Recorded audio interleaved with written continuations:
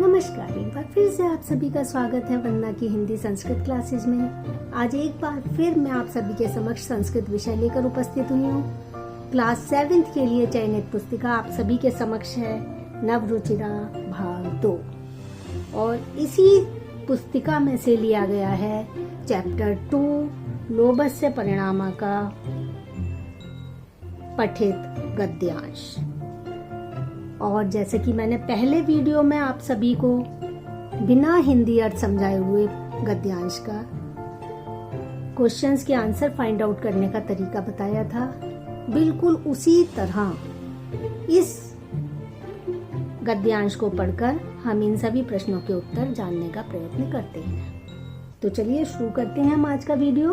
और सबसे पहले मैंने कहा था कि आप सभी को बहुत इम्पोर्टेंट है रीडिंग करना। पैराग्राफ के दिए हुए पैराग्राफ की रीडिंग किए बिना एकदम प्रश्नों के उत्तर नहीं दे सकते आप किसी भी कंडीशन में। तो सबसे पहले रीडिंग बहुत जरूरी है, क्योंकि आप जैसा कि देख रहे हैं निम्न गद्यांश को पढ़कर पूछे गए प्रश्नों के उत्तर दीजिए। तो पढ़ना तो बहुत जरूरी है, अदरवाइज हम सभी आंसर फाइंड आउट करने के काबिल ही नहीं होंगे अगर हम पढ़ेंगे ही नहीं, तो है ना। पढ़ना बहुत जरूरी है। तो सबसे पहले रीडिंग शुरू करते हैं। सायंकाले एकः विप्रा तत्र आगच्छत्, स लोभी आसीत्, स व्याघ्रं पृच्छति कुत्र अस्ति तव कंकडं, व्याघ्रः कंकडं दर्शयति, पुनः व्याघ्रः पथिकं संबोधयति, हे विप्र अधुना अहं धार्मिकः दानशीलः च अस्ति, अधुना अहम धार्मिके दानशीले च अस्ति। बेटा इट इज रॉन्ग, अस्मि नॉट अस्ति, अस्मि।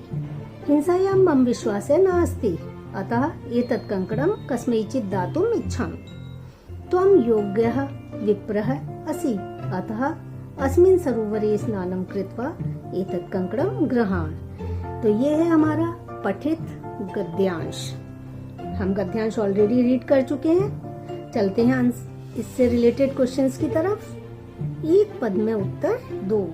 एक पद मीन्स वन वर्ड आंसर, और इस वन वर्ड आंसर में हमें फोकस करना होता है सिर्फ और सिर्फ प्रश्नवाचक शब्द पर, क्योंकि हमें उसी का आंसर देना है। अगर शब्द प्रश्नवाचक शब्द जो है आपका वो पुल्लिंग का है तो पुल्लिंग में आंसर होगा, स्त्रीलिंग का है तो स्त्रीलिंग में, और अगर नपुंसकलिंग का है तो नपुंसकलिंग में आंसर होगा।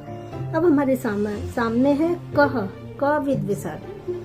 अगर शब्द के डायरेक्ट बाद विसर्ग लगा हो, बीच में कोई और मात्रा ना हो, तब वो पुल्लिंग एक वचन होता है। ये मैं कई बार आपको बता चुकी हूँ। अकरांत पुल्लिंग एक वचन, जैसे राम है, बालक है, आदि।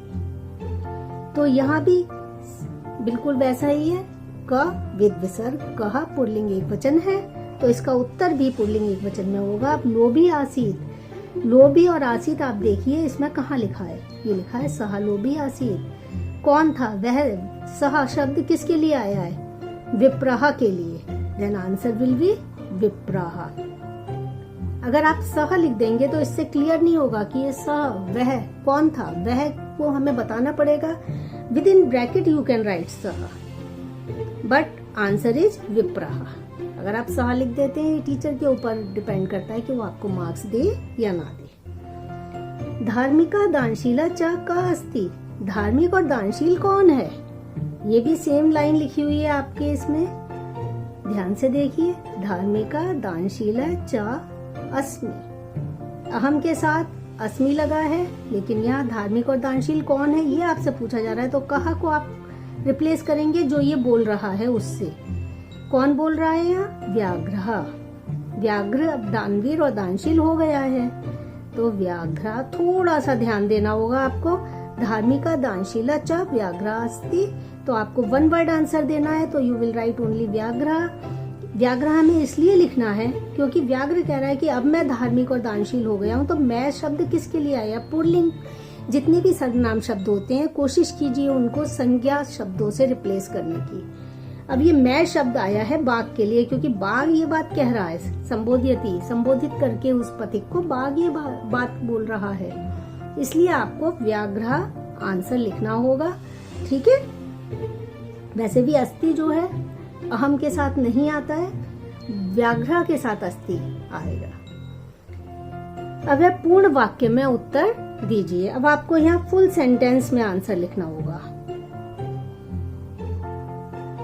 विप्रा किम पृच्छति, ये तो एज इट इज लिखा आपको मिल जाएगा। ब्राह्मण क्या पूछता है, देखिए सा व्याघ्रम पृच्छति, वो बाघ से पूछता है। कुत्र अस्ति तव कंकणम, कहाँ है तुम्हारा कंगन। सिर्फ एक ही जगह ब्राह्मण ने क्वेश्चन किया है पूरे इसमें, बाकी तो सिर्फ बाघ ही बाघ बोल रहा है। देखिए सारा यहाँ से यहाँ तक बाघ का कथन है। वो जो ब्राह्मण आया था उसने सिर्फ एक क्वेश्चन किया था कि तुम्हारा कंगन कहाँ है। कुत्र अस्ति तव कंकणम, तब आप यहाँ यही लिखेंगे विप्राह पृच्छति, क्योंकि किम तो प्रश्नवाचक शब्द है, किम तो आप हटा देंगे। कुत्र अस्ति तव कंकणम,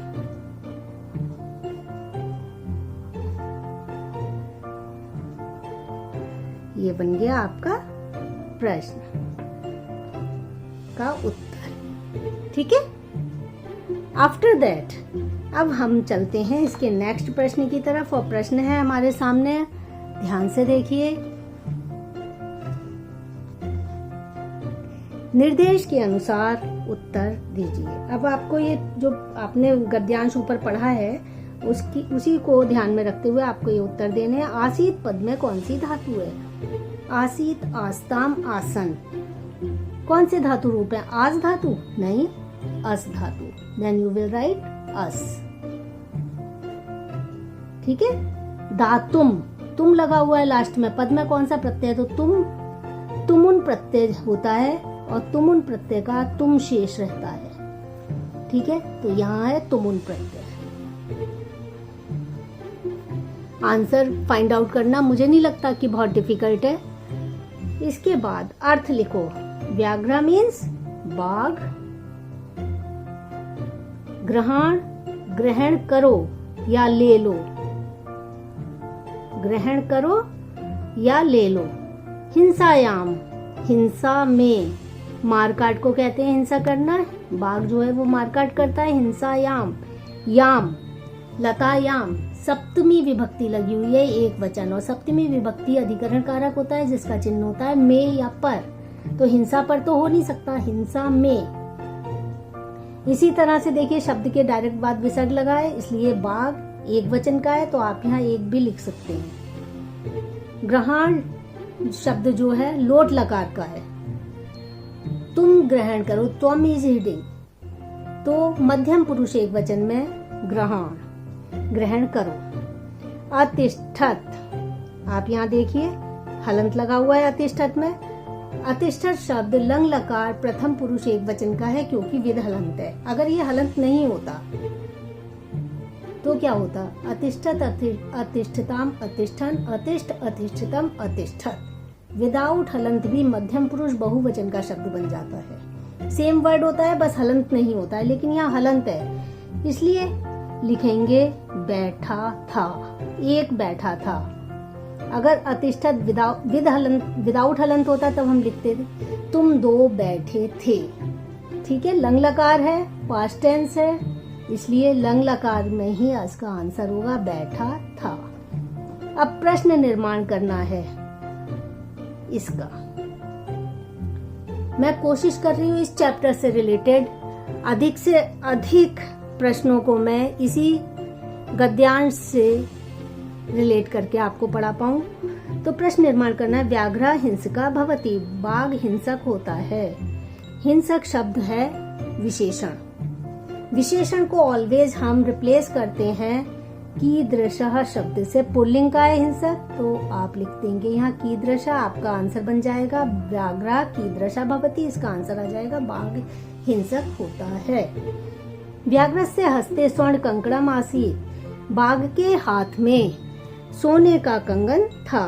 अब स्वर्ण कंकणम इज अंडरलाइन, स्वर्ण कंकणम को आपको प्रश्नवाचक शब्द से रिप्लेस करना है, बाकी सब एज इट इज उतार देंगे आप। यहाँ व्याघ्र और भवती एज इट इज आ जाएगा, यहाँ व्याघ्र से हस्ते एज इट इज आएगा, और लास्ट में आसीत्। स्वर्ण कंकणम को किम से, क्योंकि नपुंसकलिंग है। प्रथमा विभक्ति एक वचन, किम के कानी। विप्रा सायं काले, काल पर एक ही मात्रा है और एक ही मात्रा बालके की तरह आप रूप चलाइए। बालके सप्तमी विभक्ति एक वचन में आती है, और लेकिन यहाँ हमें समय का बोध करवा रहा है सायं काले, तो समय को हम ऑलवेज, हमेशा आप याद रखिए कि कदा शब्द से रिप्लेस करते हैं, कदा से रिप्लेस करते हैं ऑलवेज हम प्रश्नवाचक में, ठीक है, प्रश्न निर्माण में। कोई भी शब्द हो जो समय बता रहा हो कि सुबह के समय, शाम के समय, दोपहर के समय, तो उसको कदा से रिप्लेस कर दीजिए, आपका प्रश्न बन जाएगा। आपका प्रश्न होगा विप्रा कदा आगच्छति, ब्राह्मण कब आया था। इसी तरह से अगर कोई स्थानवाचक शब्द होता है कि बाहर, इधर उधर, कोई भी स्थानवाचक शब्द विद्यालय में, उस स्थानवाचक को हम कुत्र से रिप्लेस कर देते हैं। ये बहुत इजी ट्रिक्स होते हैं, थोड़े से प्रश्न निर्माण के लिए आपको याद रखने पड़ेंगे कि अगर समय है जैसे ये है तो आप कदा से रिप्लेस कर दीजिए, आपका प्रश्न बन जाएगा। ये था हमारा आज का पठित गद्यांश। आशा करती हूँ कि आपको ये पूर्णतया समझ में आ गया होगा। आप दूसरे चैप्टर से रिलेटेड इसी तरह पठित गद्यांश लेकर मैं आपके समक्ष फिर एक बार उपस्थित होंगी, लेकिन उससे पहले फिर से एक बार रिक्वेस्ट, अगर आपने अभी तक चैनल को सब्सक्राइब नहीं किया है तो सब्सक्राइब कीजिए, लाइक कीजिए, शेयर कीजिए। Till then bye bye.